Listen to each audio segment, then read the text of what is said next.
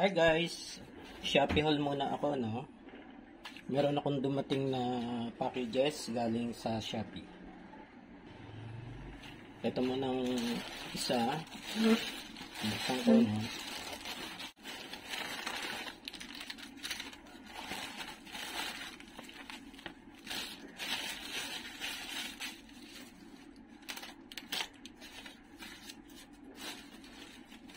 ₱49 lahat ito, no. Double-sided tape.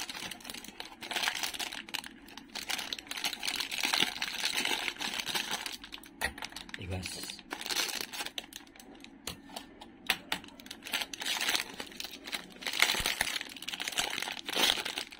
Gamitin din to sa bahay, no. Kung may mga ididikit ko yung bagay, display, pwede nyo nang gamitan nito, no? Instead na papakuin nyo or magbubutas pa kayo, ito na lang. Useful yan.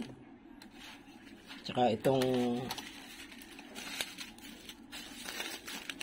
water purifier, no?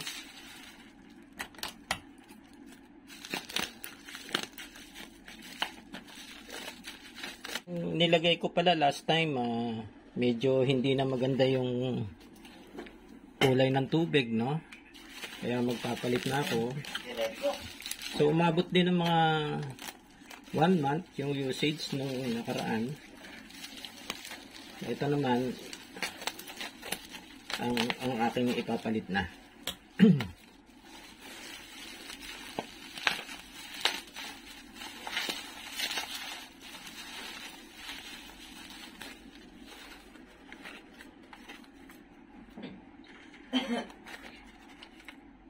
Okay.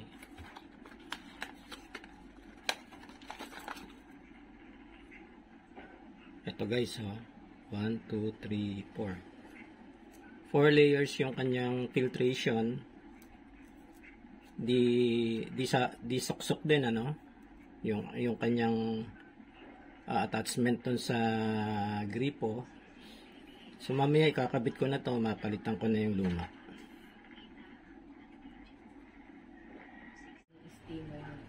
Yung pala ito, water faucet filter to, ano. Okay, yung isa pa, buksan ko muna.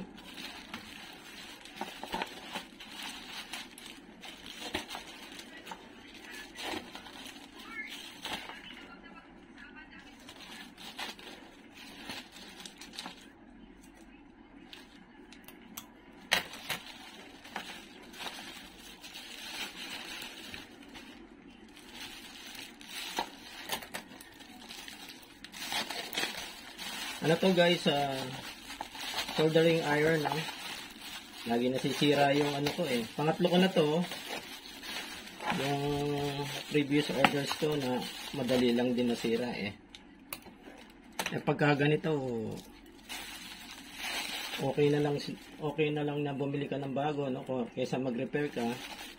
Kasi baka yung heating element niya kasing halaga din ng isang bagong unit eh.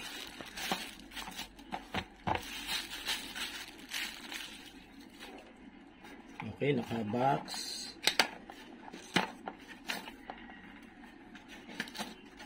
Sana matibay itong nabili ko ngayon. Yan.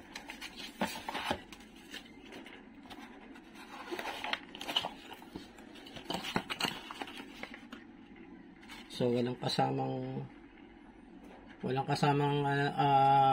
tip, no? Ito lang siguro ito nakakabit. Yan, may nakakabit siya. Okay, adjustable din, no? Adjustable yung init niya. Ito yung kanyang adjustment, no? Yun. Okay. Pangatlo ko na to, guys. Yan lang, guys. Ito naman, paiinitin ko lang to. Okay na to. Tiyak naman na iinit na yan. Bago kasi, no? Ayan yung tubig niya, oh. Wala nang sparkle, no? Madumi na. So, tanggalin ko na siya.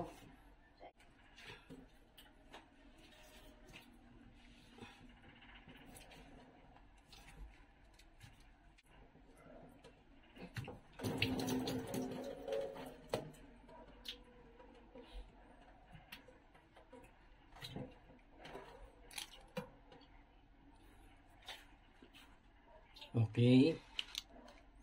Tapos, ito naman, provided pa lang yung tightening ring, no? Ito, yung panghigpit, no? Provided siya. So, ikakabit ko na.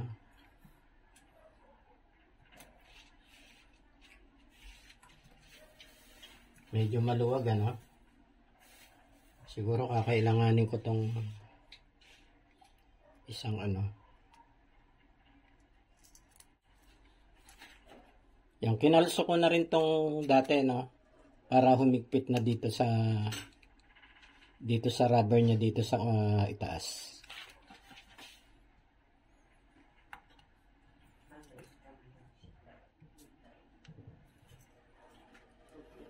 Okay. Then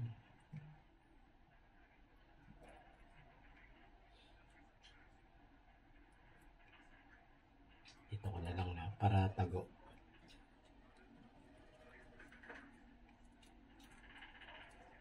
Higpitan ko na, no? Ayan.